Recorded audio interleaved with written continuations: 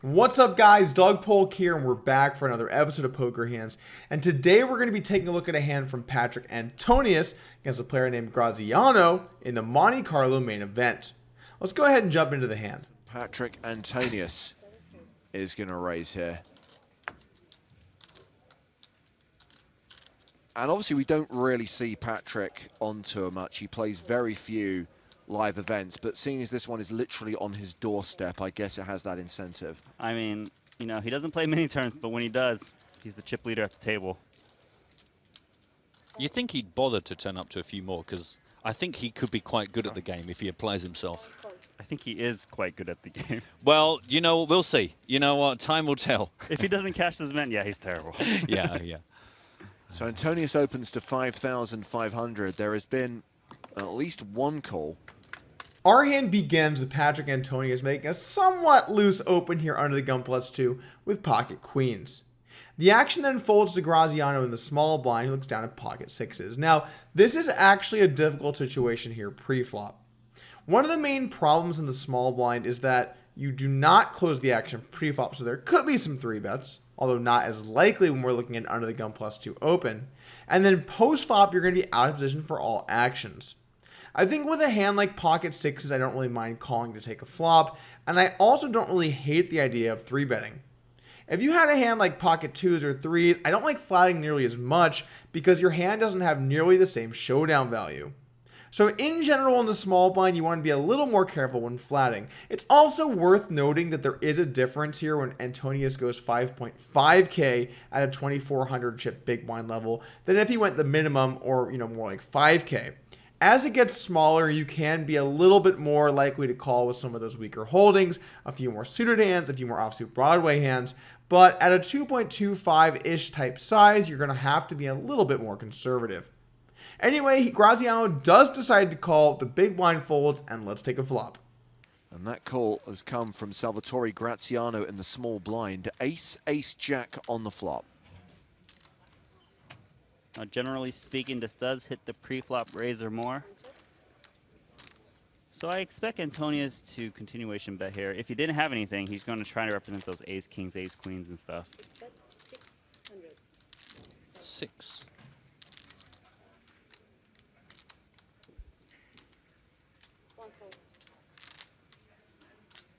Gets a call on a stare down.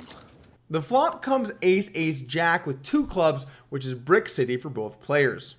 Now, in general in this spot, on a board like ace, ace, jack with pocket queens, you're a little more happy to see 2 aces rather than 1 because it makes it less likely your opponent has an ace.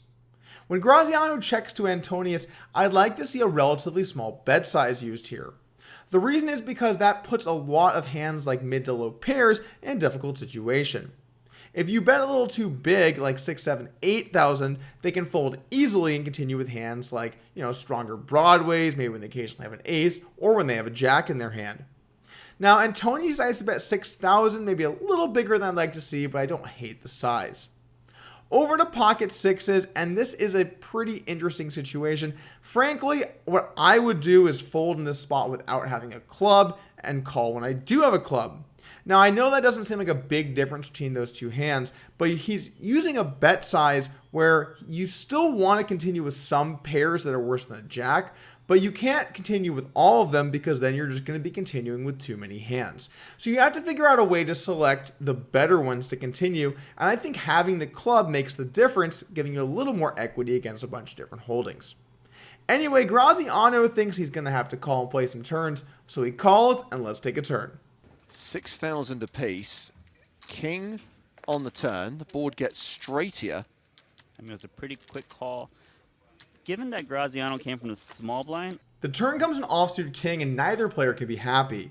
Pocket sixes is looking pretty crushed, and Antonius has to wonder how many hands he can be ahead of. Yeah, he still beats some jack hands, like maybe queen jack suited or jack 10 suited, but he blocks that pretty heavily. And other than that, he's only really going to be winning if his opponent decided to float with some mid to low pairs or possibly some hands like 10-9 of clubs. Anyway, Graziano checks, and it's over to Antonius, who now has a pretty clear check back, which he does, and let's take a river. his hand's a lot stronger than normal, so I think he has an ace or a jack here a lot. We've got a double paired board now.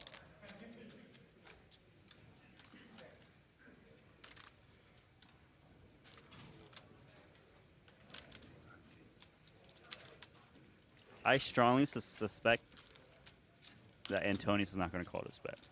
That's just the vibe I'm getting. I think if Antonius had like an ace, he would have bet the turn a lot of times, unless he's reaching a little bit. Like, if he had ace queen, he probably want to bet again, because if his opponent has like jack 10 or queen jack, you don't want to let him draw for free. The river comes another jack, which is a very interesting card. At this point, any pocket pair under jacks is just a high card hand playing the board. So all of the hands that Graziano can have here in the small blind, the 9s through 6s or 5s, depending on how loose he wants to play, are all essentially just playing the board. Patrik Antonius can for sure have a wide array of hands that are better than queens. Yes, queens is better than playing the board, but he can also have a bunch of hands like a jack. It would be very reasonable to play king, jack, queen, jack, jack 10 like this. He could also have some hands like a king, maybe a king, queen, or king 10 kind of hand. And once in a while, I would expect him to work in a trap with a hand like ace, king, or ace, jack. So there are a lot of stronger hands that Antonius can have here, but he could also have plenty of hands that took a stab on the flop and gave up. Maybe Antonius could have a hand like 9-8 of hearts, have had the backdoor flush draw, bluff the flop, and then decide to give up. So at this point, Graziano decides to bet 14,000 chips, and I like this play. Look, there's not a big difference within the pairs that are, that are now playing the board, but Graziano has to pick the better ones to bluff. It might be a little bit better to pick the ones that don't have a club if you do float those on the flop, because you'd want your opponent to have a hand like a missed flush draw. Now, a missed flush draw isn't that likely because I think a lot of the hands that would be flush draws that bet the flop are going to fire the turn. So all in all, those hands are kind of similar. It's actually a pretty tough spot, I think, when a lot of your hands are playing the board to pick your bluffs. One thing that I like to do is just pretend for a moment that you're not playing the board and then bluff with the hands that have less showdown value, even though they're all identical in showdown value. The reason is for nothing more than to bluff the right amount. If you always bet with all of these pairs, you're probably going to bluff too many hands. I don't think Graziano has too many aces in his range pre-flop. I think a lot of those hands 3-bet, and the weaker ones are going to fold. So I think this bet on the river kind of represents a hand that's more along the lines of some type of jack, or maybe a hand like ace 10 suited or ace queen. So he's not representing too many hands on a board that does have 2 aces and 2 jacks on it. And if he bluffs all of these pairs, he's simply going to be bluffing too much. Now, over to Antonius, when he has queens, you can't be too happy you have the queen of clubs. It's not that relevant again because a small blind flat range is probably not too likely to have a hand like a queen eye flush draw that isn't paired on this board. The really only way he could possibly have a hand like that is if he has queen 9 or maybe queen 8 of clubs. So that blocker is not really too important. And he does block hands like ace queen and queen jack, which are probably two of the main value bets he should be worried if he's up against. So with queens, he's got kind of a reasonable bluff catcher, but can he decide to make the call? Mulling it over, yeah. He's got like king queen maybe. Jack 10 type hand. It's tough because Graziano called from a small blind, so I don't think Graziano's going to have like 7-8 suited, things that the big blind would normally have. The small blind, they generally play a lot tighter, especially when you're playing against such a tough opponent out of position. Well, he is gathering in readiness, but still doesn't appear to have convinced himself which way to go.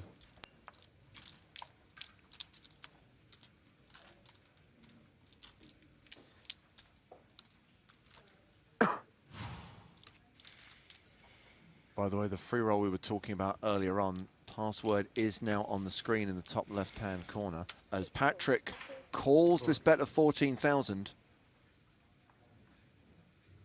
Pocket sixes. Wow, nice call. Make sure to hit that subscribe button, and also I will be streaming on Twitch at noon Pacific time this Sunday. Make sure to tune in and check it out.